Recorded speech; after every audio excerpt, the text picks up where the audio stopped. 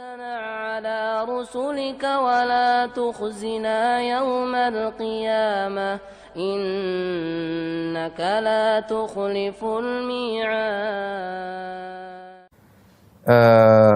Iman, ya. Iman itu terdiri dari amalan hati, kemudian amalan lisan dan amalan jawarih. Dalam hadis, ya. Iman itu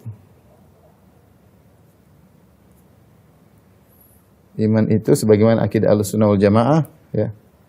Ada i'tiqad bil jinan, ya, yaitu keyakinan di hati. Kemudian al-qaul bil lisan, ya, perkataan.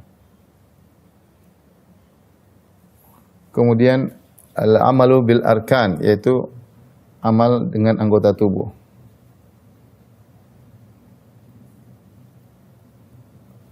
Masing-masing ini bagian daripada terdiri dari iman, terdiri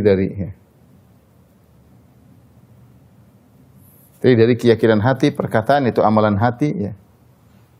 Amalan atau keyakinan di hati. Sehingga dalam satu hadis Rasulullah SAW bersabda tentang cabang-cabang keimanan, kata Nabi SAW, al-imanu bid'un wa sab'una syu'bah. Iman itu 70 sekian cabang atau 60 sekian cabang. A'laha la ilaha illallah, yang paling tinggi kalimat la ilaha illallah, wa adnaha imatatul adza 'anit thariq, dan yang paling rendah adalah menghilangkan gangguan dari jalan. Kemudian kata Nabi sallallahu alaihi wasallam, wal haya'u syu'batun min syu'abil iman. Bahwasanya rasa malu adalah bagian dari keimanan. Dari sini kita tahu bahwasanya mengucapkan la ilaha illallah adalah amalan lisan. Menghilangkan gangguan dari jalan amalan badan. Seorang berjalan kemudian dia angkat paku yang ada di tengah jalan atau botol atau beling yang ada di tengah jalan dia pindahkan, ya.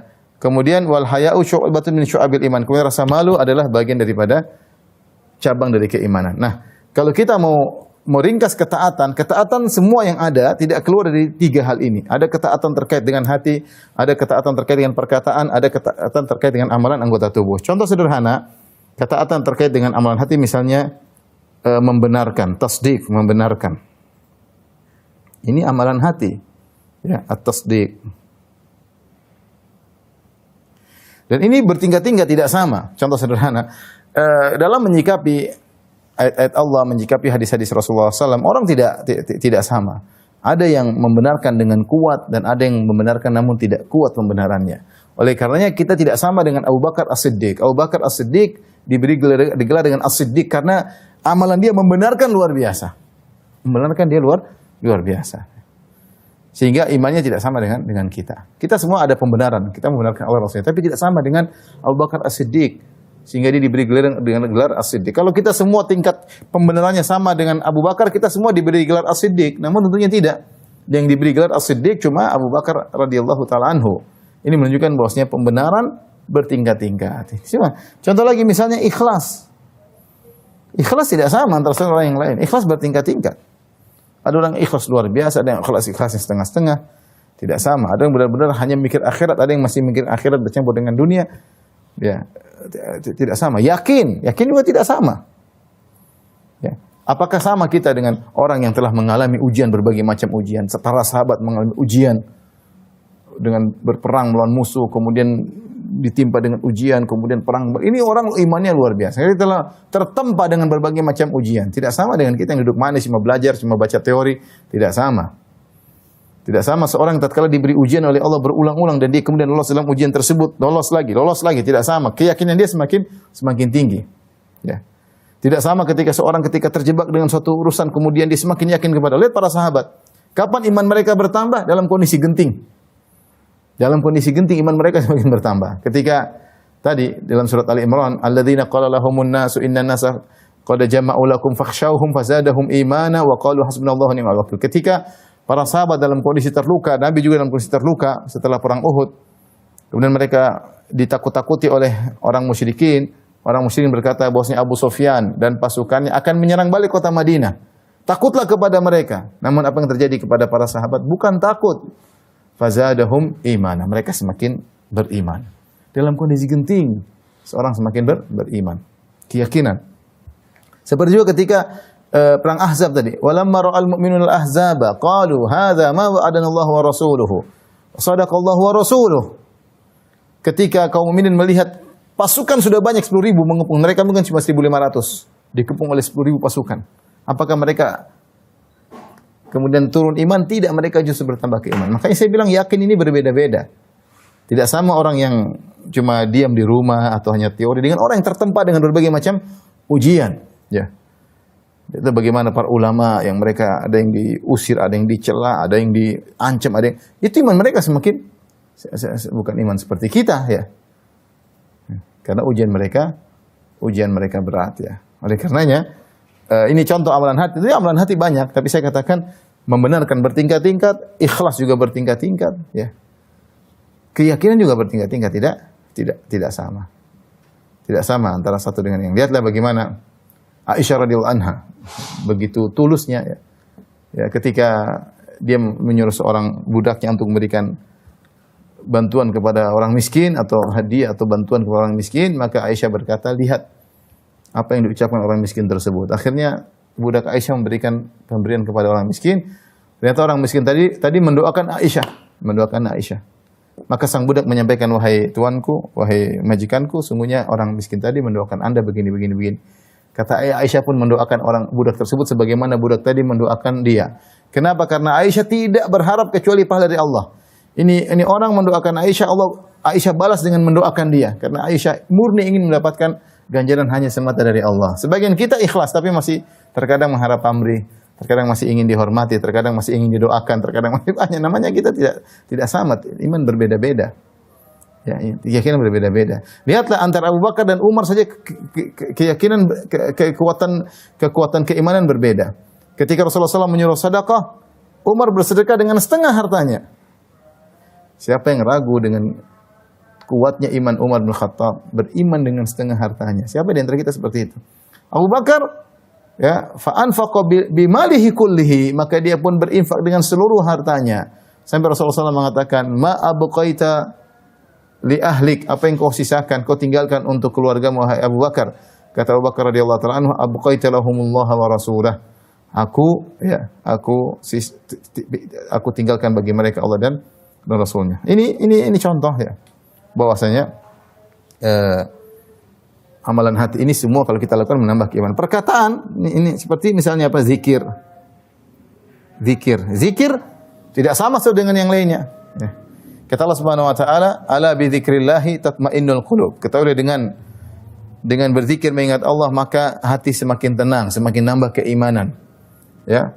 Semakin nambah keimanan karena semakin tenang, semakin yakin nambah keimanan. Seperti kata Ibrahim alaihissalam ketika dia meminta kepada Allah untuk menunjukkan bagaimana penciptaan. Dia mengatakan, Rabbi arini kaifa tuhyil mauta. Ya Rabbku, tunjukkanlah kepadaku bagaimana kau menciptakan, menghidupkan yang sudah mati.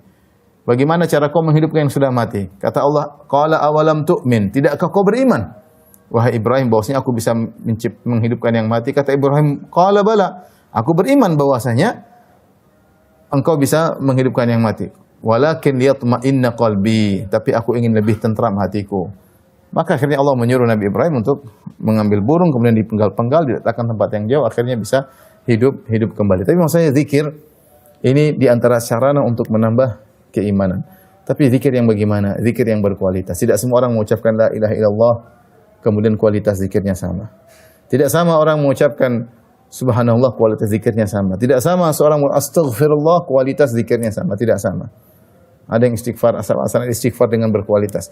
Contoh sederhana seperti zikir apa? Hasbunallah wa ni'mal wakil.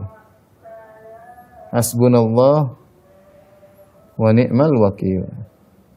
Kita semua bisa mengucapkan kalimat ini. Cukuplah Allah dan dialah sebaik-baik tempat pertolongan, tempat kita menyerahkan urusan. Tapi apakah sama kualitas hasbunallah wa ni'mal wakil kita dengan yang lain? Lihatlah Nabi Ibrahim alaihissalam ketika dilemparkan di lautan api. Dia mengatakan hasbunallah wa ni'mal wakil. Cukuplah Allah bagiku dan dia sebaik-baik tempat penolong. Maka Allah mengatakan, Qulna ya naru kuni bardan wa salaman ala Ibrahim. Wahai api, jadilah kau dingin dan keselamatan bagi Ibrahim. Hasbunallah wa ni'mal wakil berkualitas.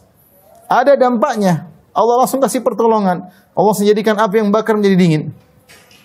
Nabi Muhammad SAW ketika dikatakan, Inna nasa qad jama'u lakum fakhshawhum, wahai Muhammad, sungguhnya Abu Sufyan dan teman-temannya datang untuk menyerang kalian kembali.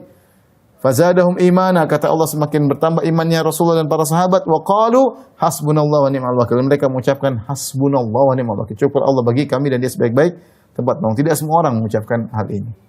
Betapa banyak orang tertimpa dengan berbagai masalah yang berat, kemudian dia mengucapkan dengan penuh keyakinan zikirnya hasbunallahu wa ni'mal wakil, tapi berkualitas. Maka Allah kasih solusi. Dan betapa banyak orang mengucapkan hasbunallahu wa ni'mal wakil, solusi tidak datang. Salahnya di mana? Kualitas zikir. Baca Quran, ya.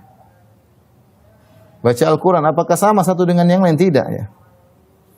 Ada orang baca Quran dengan kata sebagaimana kata Ibnu Mas'ud, khifu inda ajaibihi. Berhentilah pada keajaiban-keajaiban. Kalau baca pelan-pelan satu, nikmati. Ini apa ini? Masya Allah, ini apa sih maksudnya ayat ini? Tidak sama orang yang sekedar baca.